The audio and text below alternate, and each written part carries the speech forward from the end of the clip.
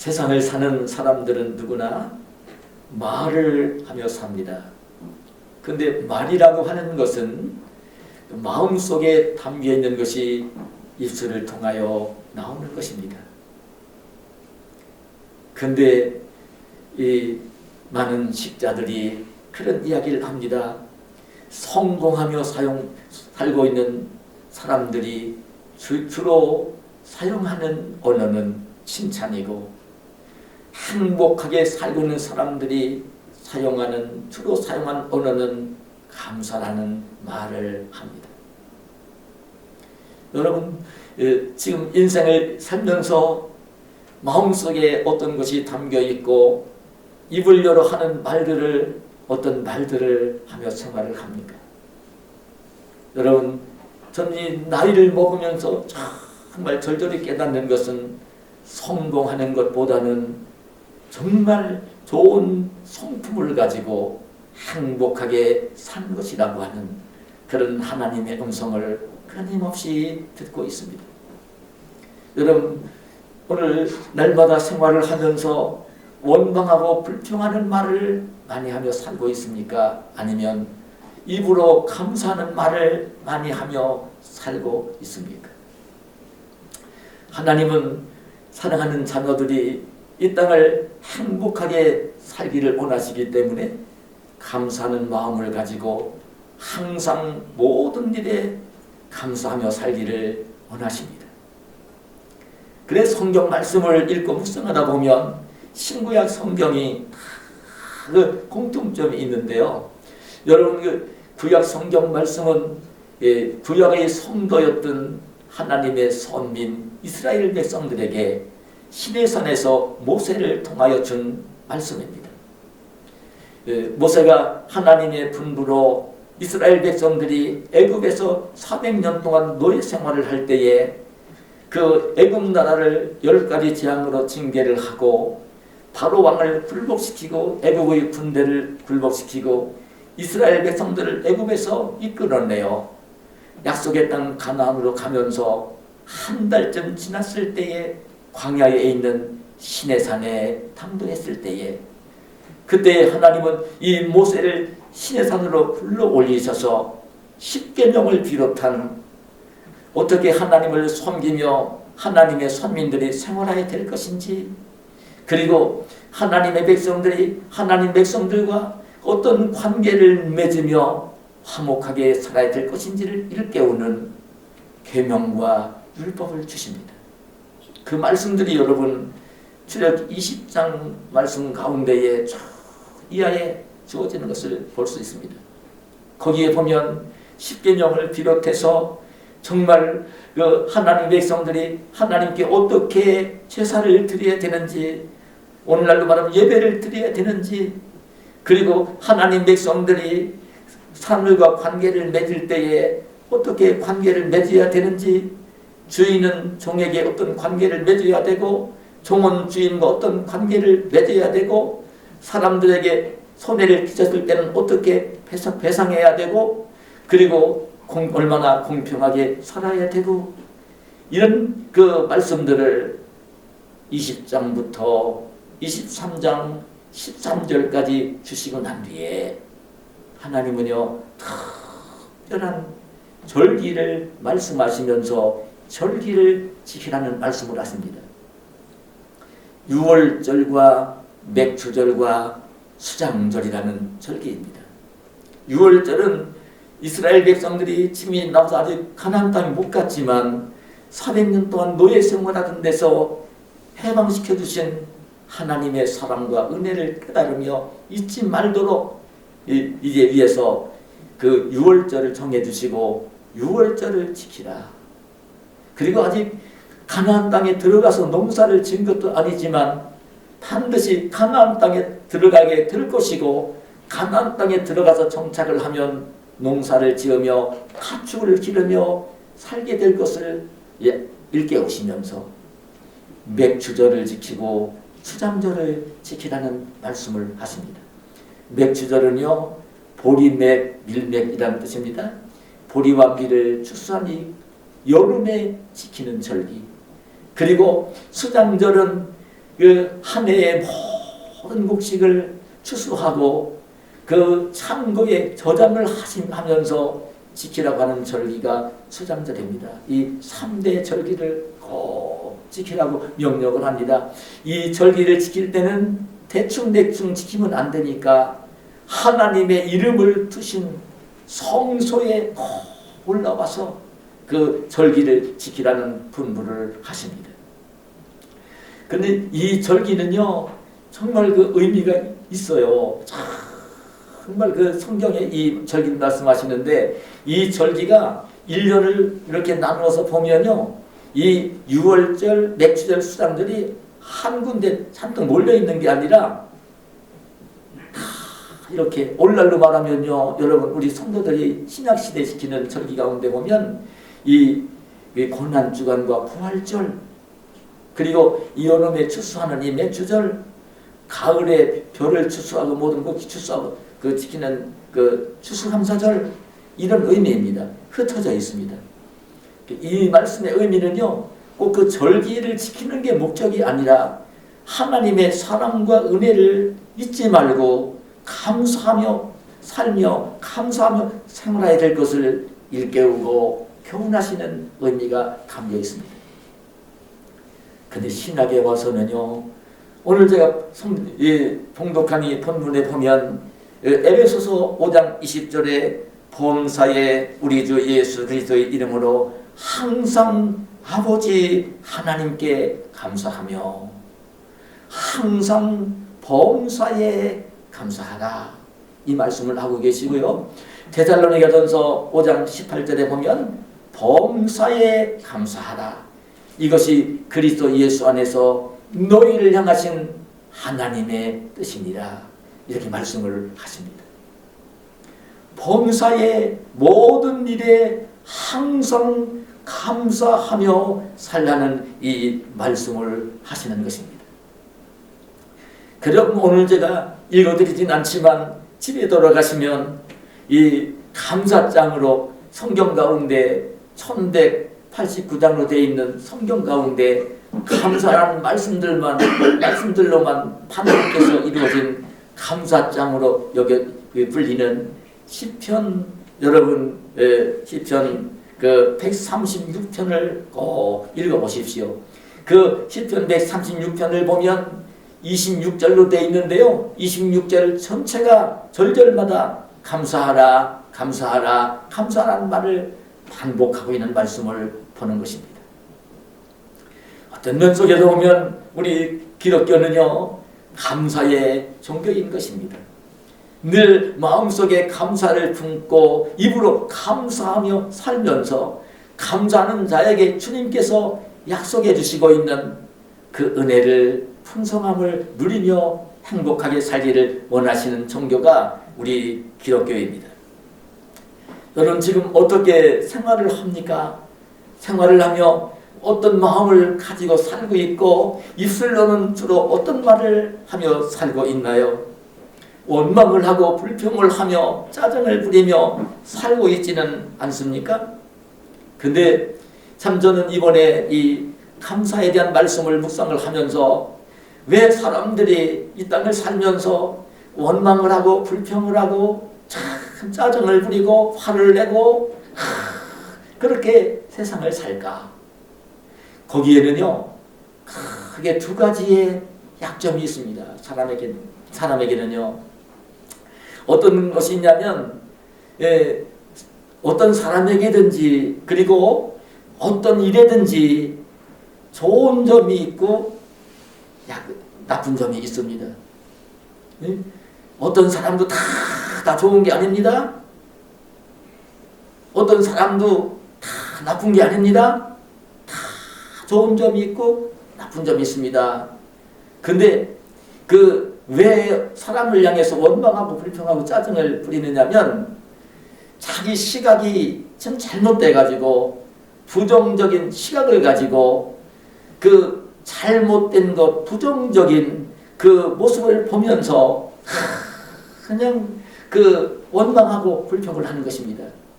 이런 말씀을 드리면서 조심스러운 건 있습니다. 자기에게 부정적인 모습이 있을 때는요, 철저하게 부족한 게 있을 때는 고치고 노력해야 됩니다. 근데 다른 사람을 바라볼 때는요, 철저하게 부정적인 시각을 가지고 사람을 바라보거나 일을 바라보면 안 됩니다.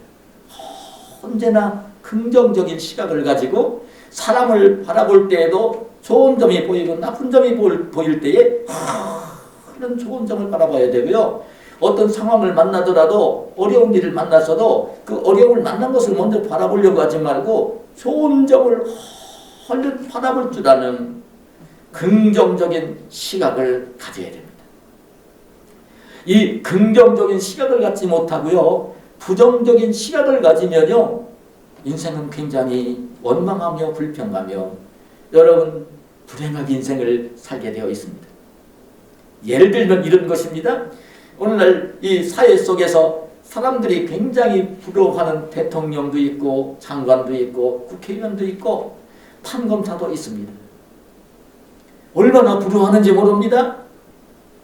그런데도 대통령이 되고 난 뒤에도 자기는 그냥 그 나라와 민족을 좀 책임을 지면서 이끌고 있는 그 국가 원수로서의 그런 높은 자존감, 명예, 권력 이것들 좋은 점을 바라보면서 긍정적인 시각을 가져야 되는데 그냥 우리나라 같은 경우는 인권이 보장된 나라라 그냥 자유가 다 신장된 나라이기 때문에 이런 그 인터넷에서 그냥 유튜브로 대통령이 잘못하고 있다는 것을 막 이렇게 하는 것, 심지어 요즘 보면 대통령을 탄핵해야 된다고 국회에다가 그 만들어 놓고 그 청문하는 사람들이 100만 명이 넘었네 하면서 지금 국회에서 탄핵에 대한 청문회를 해야 된다고 얘기를 나오는 이런 것을 부정적인 모습을 보면요, 너무나 불행해지는 것입니다. 너무나 불행해지는 것입니다.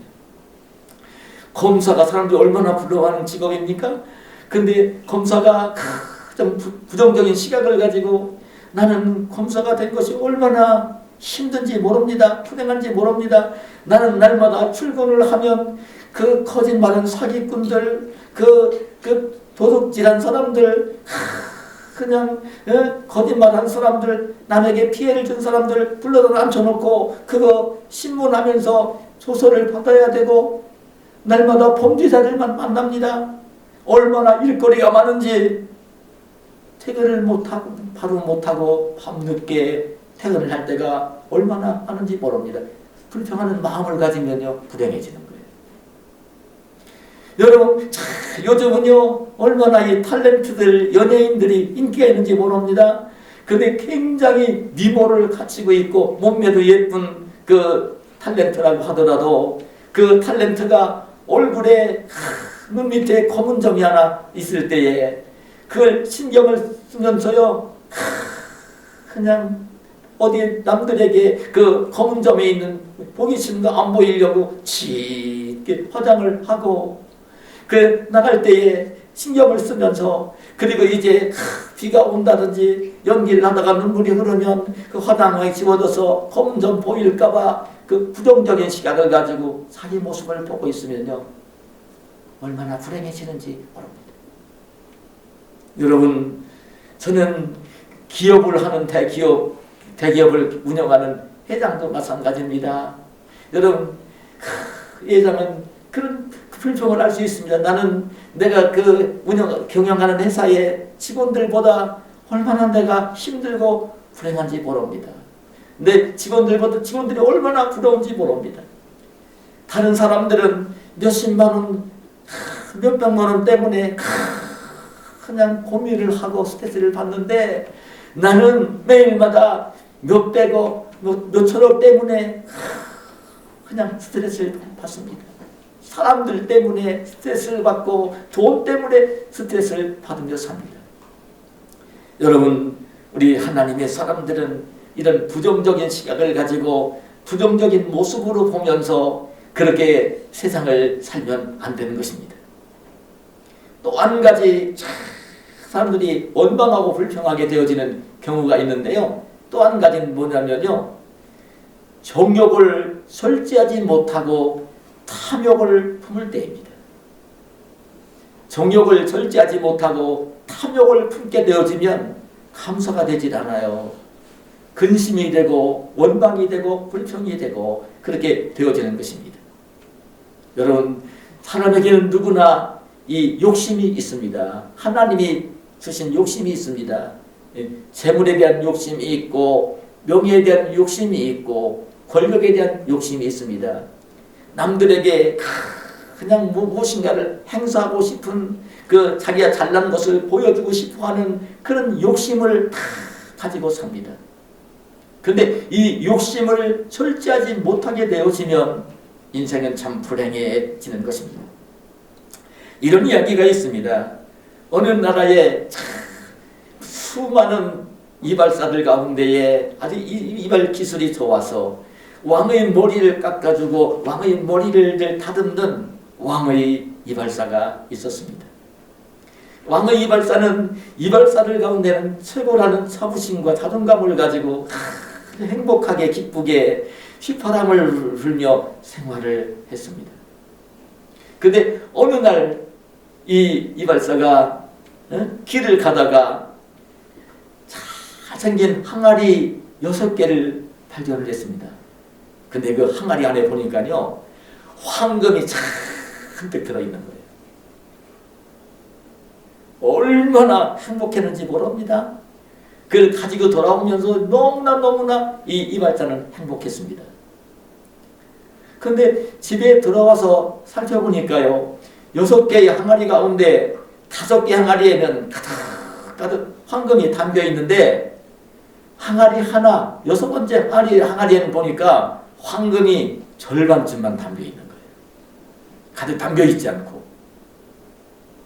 그래, 이 발사는요, 이제 어떻게 하면 저 절반만 차 있는 항아리에 5개 항아리처럼 가득하게 그 황금을 채울 수 있을까? 그렇게 고민을 하기 시작했습니다. 근데 그 고민을 하니까요, 기쁨이 사라지는 거예요. 즐거움이 사라지는 거예요. 행복하지 않은 거예요. 수심이 어리는 거예요. 그래, 늘 휘파람을 불며 즐겁게 생활하던 이발사가 수심이 어린 그 모습을 보고 왕이 그 이발사에게 그런 말을 합니다. 자네도 나처럼 6번째 항아리를 가지게 되었구먼. 그런 얘기를 해줍니다. 6번째 항아리는요, 탐욕의 항아리인 것입니다. 아무리 채워도 채워지지 않는 탐욕의 항아리인 것입니다. 여러분, 이 땅을 행복하게 살기 위해서는요, 이 6번째 항아리, 탐욕의 항아리를 반드시 버려야 됩니다. 탐욕의 항아리에 눈을 돌려서는 안 되는 것입니다. 이미 주어진 5개의 그 항아리를 보면서 참 기뻐하며 누리며 행복하게 인생을 살아야 되는 것입니다. 하나님께서는 오늘 우리에게 이 말씀을 하시는 것입니다. 그런데 이 부정적인 시각을 가지고 부정적인 말을 하며 살고 있는 사람들, 그리고 탐욕을 가지고 탐욕을 부리는 사람들은요, 자신도 불행해지면서 남들까지도 불행하게 만듭니다. 자신만 불행해지는 게 아니에요. 부정적인 시각을 가진 사람, 탐욕의 항아리를 가진 사람은요, 자신만 불행해지는 게 아니라 남들까지도 불행하게 만듭니다. 그럴 때 우리 예수님 믿는 하나님의 사람들에게는 오늘 하나님이 범사에 항상 감사하라고 말씀하시는 것은 명령입니다. 이 범사에 항상 감사하는 이 말씀은 예수님 믿는 성도라면 그거 의무입니다. 하지 않으면 안 되는 거예요. 그리고 반드시 해야 되는 사명인 것입니다. 감사하며 사는 것은 어떤 상황을 볼 때에 상황의 지배를 받으면서 원망하고 불평하고 짜증을 부리며 화를 내며 사는 것이 아니라 어떤 환경과 상황을 만나도 언제나 긍정적인 모습을 보고 욕심 탐욕의 항아리를 버리고요, 감사하면서 살아야 되는 것입니다. 그것이 하나님의 명령입니다. 그러기 위해서는요, 우리가 꼭 알아야 할 게 있습니다. 하나님이 지금 나에게 주신 것들이 무엇인가, 내가 지금 지니고 있는 것이 무엇인가를 이걸 깨달아야 됩니다. 사람이 그 깨달음이 없으면 이게 감사가 되지를 않습니다. 깨달아야 됩니다. 우리 예수님 믿는 사람들이 그 하나님의 사랑과 은혜, 나에게 이미 주어진 것들, 긍정적인 것, 좋은 실체를 먼저 볼 줄 알아야 되는데, 그건 어떤 것들이 있냐면, 첫째는요, 구원해 주신 은혜입니다. 영생을 주신 은혜입니다.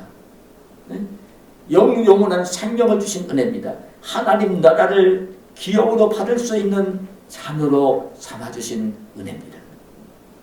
하나님이 창세전에 이미 나를 택해 놓으셨고 예정해 놓으셨고 그 부모를 통해 이 땅에 보내서 세상을 살고 있지만 이제 영원히 죽은 상태로 태어났는데 하나님은 독생자 예수 그리스도를 보내주셨고 예수 그리스도를 십자가에 내줘 죽게 하셨고 내 죄값을 지불해 주시고 그 하나님의 복음을 듣게 하시고 그 복음이 믿어질 수 있도록 성령이 역사해 주시고 그래서 예수님 믿는 사람이 되었고 영원한 생명을 소유하게 되어진 것. 여러분 이것은요 돈 1,000억을 주고도 살 수 없는 것입니다. 예수님 믿고 구원받은 영생을 소유한 이것은요 돈 가지고 못 삽니다. 대통령이 돼도 할 수 없습니다. 장관도 대기업 회장도 할 수 없는 일입니다. 영생을 얻는 일은 하나님이 은혜로 주어질 때, 은혜로 선물로 주실 때 얻게 되어지는 것입니다. 그래 우리 하나님의 자녀들은 높은 자존감을 가지고 살아야 됩니다. 영생을 소유한 하나님의 자녀가 된 것이 얼마나 귀한 것인지, 존귀한 것인지, 얼마나 가치 있는 것인지를 마음속에 지니고 살아야 됩니다. 그리고 또 어떤 것 때문에 감사를 해야 되냐면 여러분 저는 몸이 불편해서 이렇게 평생을 고등학교 2학년 시절에 병상에 누워서 평생을 지금까지 불편한 몸으로 살고 있지만 건강, 몸과 마음을 건강하게 해주신 은혜를 잊지 말고 살아야 됩니다. 건강이 얼마나 귀한 복인지 모릅니다. 저는 제가 늘 잘 걷지도 못하고 뛰지는 전혀 못하니까 난 우리 손주들이 뛰어다니는 모습을 보면 얼마나 행복한지 모릅니다. 아장아장 걸을 때부터 지금 뛰어다니고 공차고 하는 모습을 보면 얼마나 행복한지 모릅니다. 하나님이 주신 복입니다. 여러분 늘 건강한 사람은요 이 건강이 얼마나 소중한지 얼마나 귀한지를 잘 몰라요. 날마다 뛰어다니면서도 이 건강한 것을 가치를 좋은 것을 잘 몰라요. 행복을 몰라요. 여러분 저도 이 몸이 불편하기도 하지만 10여 년 전입니다. 우리 교회에서 바자회를 하고서 그때 루게릭 병으로 고생하는 환우들이 있는 그 더불어 사는 집에 우리 어린이집 아이들을 데리고 간 적이 있습니다. 위로하러 간 적이 있습니다. 성금을 가지고 간 적이 있습니다. 제가 거기 가서 봤는데 실제로 눈으로 봤어요. 한 명, 두 명이 아니라 여러 명이 모여 사는 거예요. 그래 더불어 사는 집이라고 이름을 붙였던 것 같아요. 봤는데 그 어린 아이들도 루게릭병에 걸린 애들이 있고요. 조금 큰 애들도 있고요. 청년도 있고요. 어른도 있는 모습을 보았어요. 근데 루게릭병이 무슨 병이냐면요. 이 몸의 근육이 참 기능을 잃어가는 병입니다.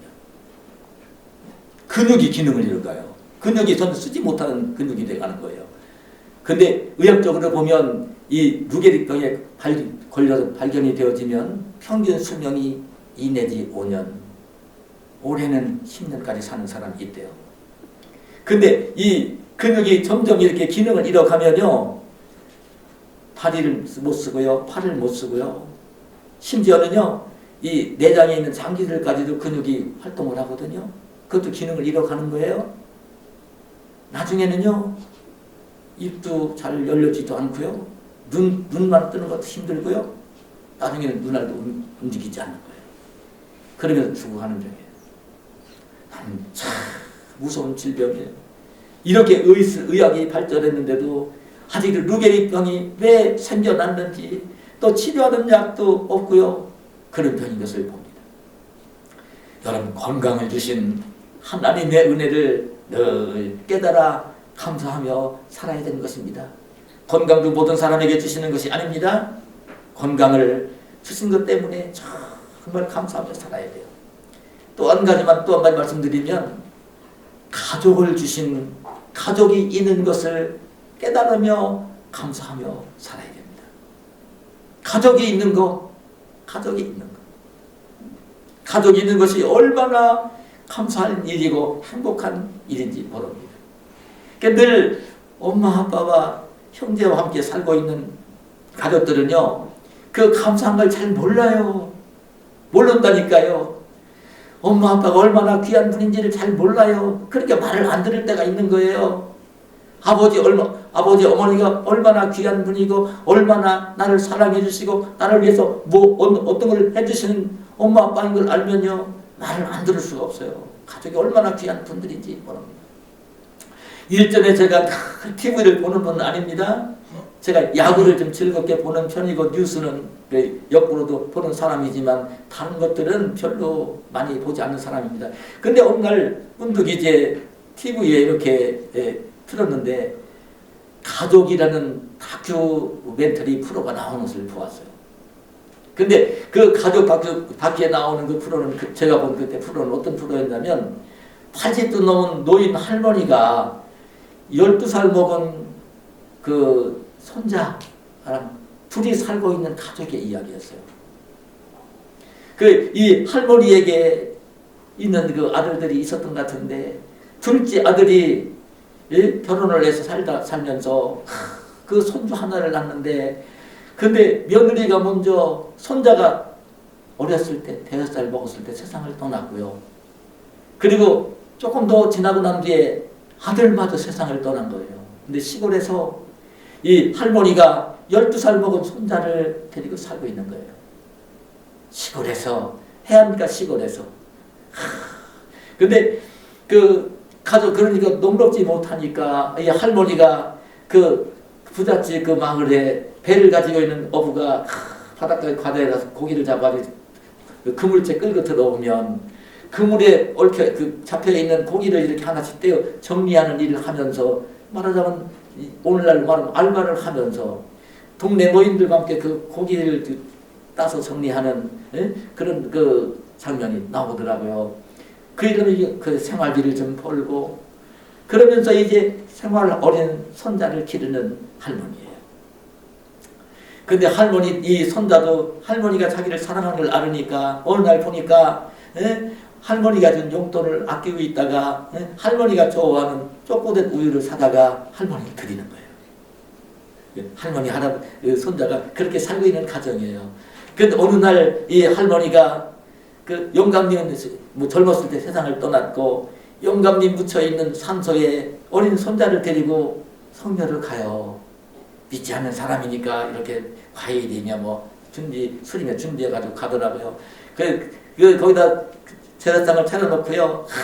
그냥 그 할머니가 영감님 산소에 술 마시다가 술을 따라 부으면서 그렇게 얼마나 그게 한스러워요. 일찍 남편을 보내고 고생 속에 자녀를 길렀는데 늙음맞기도 이제 아들 며느리 먼저 세상 보내고 떠나보내고 정말 어린 손자를 데리고 있는 게 너무나 힘들고 너무나 부슬프니까요.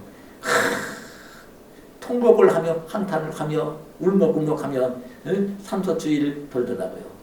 그러다가 어린 손주에게 그런 말을 해요. 얘야, 내 아빠는 따로 산소를 쓰지 않고 내 할아버지 붙인 산소에 화장을 해서 뿌렸어. 그러니까 너도 할아버지 아빠한테 성묘를 하라고 얘기를 해요.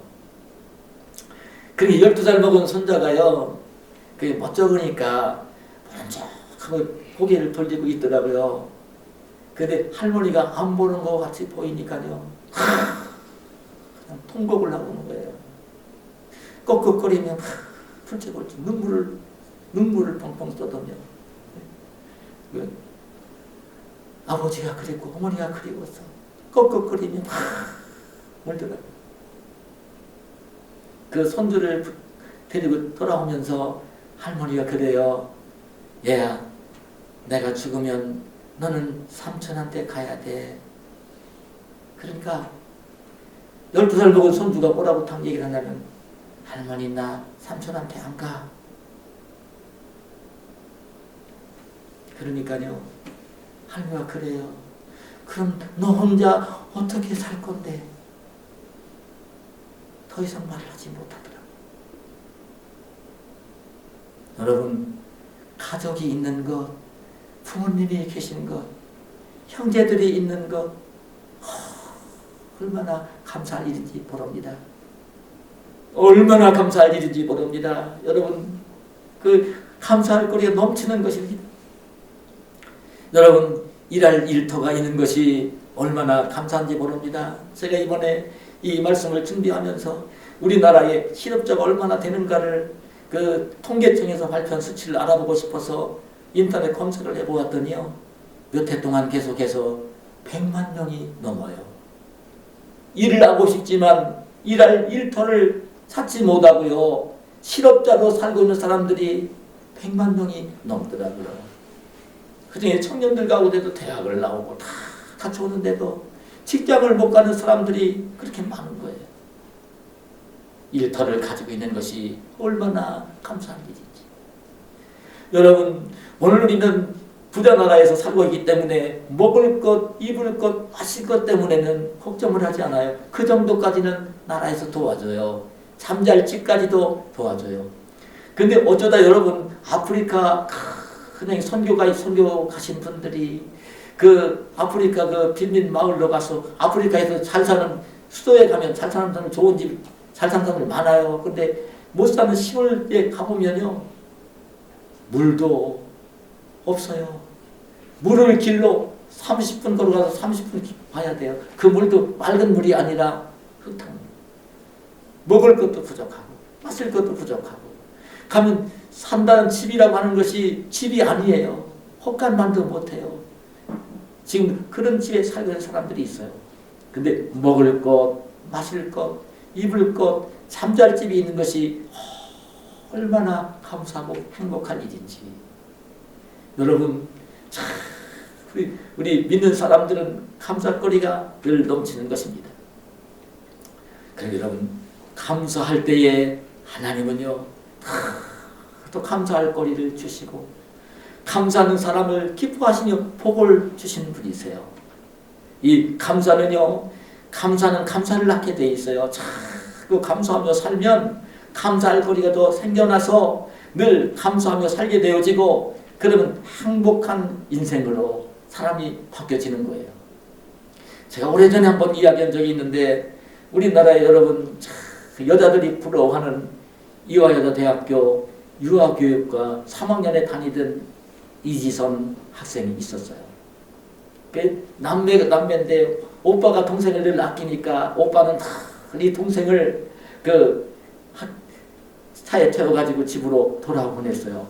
근데 어느 날 오빠가 이 이지선 학생을 태우고 돌아오는데요, 이 횡단보도에 차 정차하고 섰는데 음주 차량이 달려들면서 차를 들이받아서 실종 추돌이 나면서요, 타고 있는 차, 이지선이 타고 있는 차에 불이 붙은 거예요. 근데 좀 들었던 이 오라버니가, 오빠가 차에서 내려가지고, 근데 차에서 막 불이 난 거예요. 동생을 끌어내는데 보니까 온몸에 옷에 불이 붙은 거예요. 끌어낸 거예요. 그러면서 이제 끌어내자마자 조금 있다가 차는 폭발을 한 거예요. 순간적으로 목숨을 건졌죠. 근데 무려 온몸에 55%가 화상을 입었어요. 3도 화상을 입었어요. 피부를 다 망가진 거죠. 그래서 이지선 씨는 한 달 동안을 온몸에 붕대를 다 감고요, 의식을 회복하지 못한 채 생사를 오락가락 했어요. 본인은 의식이 없었지만 그걸 지켜보는 아버지, 어머니, 아빠, 엄마, 그 동생 태우고 오다가 그 사고당해서 자기 때문에 동생 그렇게 화상을 입고 저런 상태가 된 것을 생각이 드는 오라버니는 얼마나 마음이 아팠겠어요. 근데 참 다행히도 그 가정은 그 사고를 당하기 전에도 아버지, 어머니, 온 가족이 하나님을 잘 섬기는 가정이었어요. 그냥 의식을 회복하면서 그래도 나중에 보니까 그 치료를 받는데 그 나중에 보니 온몸이 그렇게 화상을 입었으니까 그 피부 치료를 하느라고 무려 그 피부 이식 수술을 40회를 받으면서 말로 표현할 수 없는 고통을 받으면서 그 생활을 했어요. 그래서 그러면서 이제 살기도 너무나 고통스럽고 살고 싶다는 마음이 막 계속 들었는데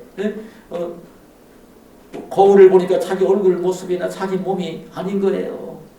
굉장히 미모를 가지고 있던 여성이었는데 그런 모습이 있는 게 얼마나 싫었겠어요.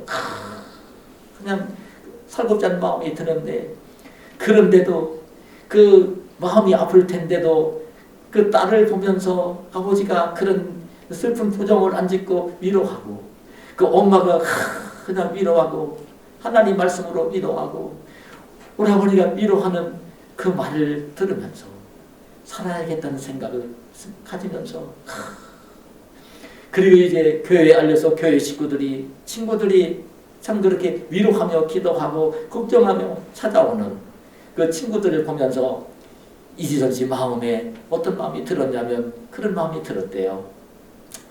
가만히 생각을 해보니까 내가 화상을 입고 자기 몸 다 망가져졌고 안 살고 싶고 그런데 나도 참 불쌍한 사람이 됐지만 나를 지켜보는 나를 사랑으로 지켜보는 아빠의 마음이 엄마의 마음이 오빠의 마음이 얼마나 아플까. 내 모습을 보고 있는 아빠 엄마의 모습이 마음이 나를 태우고다가 이렇게 사고를 당해 화상을 입게 한 것이 자기 책임으로 느끼는 오빠가 얼마나 힘일까. 얼마나 마음이 무겁고 아플까. 위로해야 되겠다는 생각이 들더라는 거예요. 하나님이 주신 마음이죠. 그때부터 이제 오히려 그 상태에 있으면서도 그렇게 자기를 아끼고 위하는 사람들을 위로하는 목적을 가지고요. 자기 입으로 얘기하는 게 어렵잖아요. 자기 SNS에다가 그 글을 써서 올린 거예요. 그랬더니 그 SNS에 그 글이 올라가니까요. 엄마 아빠 오빠만 위로 자기 친구들 위로를 받는 게 아니라 SNS를 보는 사람들이 다 그런 절망과 낙심 중에 있던 사람 위로를 받는 거예요. 계속 글을 올렸어요. 그래서 만든 책이 자기 이름을 넣어서 지선아 사랑해 그런 책을 만들었어요. 오래전에 나왔던 책입니다. 여러분 그 이지선 씨는 여러분 좀 온몸에 그렇고요. 그러니까 지금도 굉장히 불편하지요. 뭐 살 것이다 그런 거니까 손가락도 보면 그 치료해도 안 나와가지고요. 엄지 손가락만 빼놓고 나서는 나머지 손가락들을 다 한 마디씩 다 절단을 하는 그런 손을 가진 사람이에요. 그런 그가 이제 참 하나님이 그렇게 해주신 그 마음으로 오히려 더 힘들고 어려운 사람을 위로하는 마음을 가지고 그렇게 이제 변화되어져서 인생을 이제 변화되어져서 그렇게 살아야 되겠다는 그 하나님이 그런 마음을 주셔서 사회복지학과로 이제 전과를 하고 거기서 공부를 하고 그리고 이제 미국으로 유학을 가서 학위를 받고 박사학위까지 받아오고 그럼 지금 한동대학 교수로 있다가 지금은요 모교인 이화여자 대학교 사회복지학 교수로 일을 하는 MBC 홍보대사로 활동을 하는 그런 분이 되어 있어요. 근데 그런 분이 그 위로하는 마음을 할 때는 감사하는 마음을 가지고 이제 그 위로하는 마음을 그렇게 SNS에 올리고 그런 마음을 가지고 살았더니 언제나 자기에게 주어진 불행한 모습 그런 모습만 본 게 아니라 참 그 눈물겨워요. 지선아 사랑의 그 책을 읽어보면요 얼마나 눈물겨운지 모릅니다. 누구만 살고 있다가 일어나는 모습 때문에 감사하는 모습. 그래도 이제 그 손가락이 그렇게 있어도 팝숟가락질을 혼자 할 수 있게 된 것을 하게 됐을 때 감사하는 마음, 혼자 일어나서 문고리를 열고 방문을 열게 되었을 때 감사하는 마음, 그런 마음들이 가득 표현되어 있는 모습을 볼 수 있어요. 그 감사하는 마음, 그 고난과 역경을 만났지만 감사하는 마음을 가지고 생활할 때에 굳세게 일어날 수 있었고, 그는 오히려 건강한 사람들보다도 더 귀한 사람, 가치 있는 사람이 되어서 오히려 실망하고 낙심하고 절망하고 질병으로 고통당하는 사람들이 한없이 위로를 받는 아주 귀한 하나님의 사람으로 살고 있어요. 감사하는 자에게 하나님은 또 감사할 거리를 풍성하게 주시고 복을 주시는 분입니다. 여러분, 오늘 우리는 어떤 마음을 가지고 어떤 말을 하며 주로 생활을 합니까? 지금 불평하는 말, 원망하는 말을 하며 살고 있지는 않은지요. 감사하는 마음을 가지고 사는 하나님의 백성들이 되시기를 축복합니다. 감사하며 살아야 되는 것입니다. 감사는 하나님의 명령이고 우리 예수님 믿는 성도들에게 의무이며 사명인 것입니다. 여러분, 하나님 주신 것들이 무엇인가를 다 먼저 바라볼 줄 알고 그 6번째 항아리를 바라보지 말고 이미 주어진 5가지 항아리를 바라보면서 늘 감사하며 사는, 감사하며 인생을 사는 저와 여러분이 되어서 감사할 때마다 더 풍성한 감사거리를 주시고 더 귀한 복을 주시는 하나님의 은혜와 복을 누리며 사시는 저와 여러분이 되시기를 예수님의 이름으로 축원합니다. 하나님 감사합니다. 오늘도 우리를 사랑하셔서 그 귀한 성서의 예배의 자리에 불러주시고 오늘도 주님을 찬송하며 기도하며 예배를 드리게 하시고 오늘 이 시대에서 하나님께서 우리가 하나님 주시는 풍성한 은혜와 복을 누리게 하시기 위해서 범사에 항상 감사하며 살라고 하는 귀한 말씀을 들려주셨사오니 감사합니다. 오늘 이 말씀이 목사의 말이 아니라 오늘 하나님이 주시는 말씀인 것을 마음속에 꼭 담는 주의 백성들이 되어지게 하시고 그래서 이 말씀을 실천에 옮기면서 늘 감사하는 훈련을 하면서 감사하는 생활을 하면서 감사하며 사는 저희들 모두가 되어지게 하시고 감사하는 자에게 주님이 약속하시고 있는 풍성한 은혜와 복을 누리는 우리 모두가 되게 하여 주시옵소서. 예수님의 이름으로 기도하옵나이다. 아멘.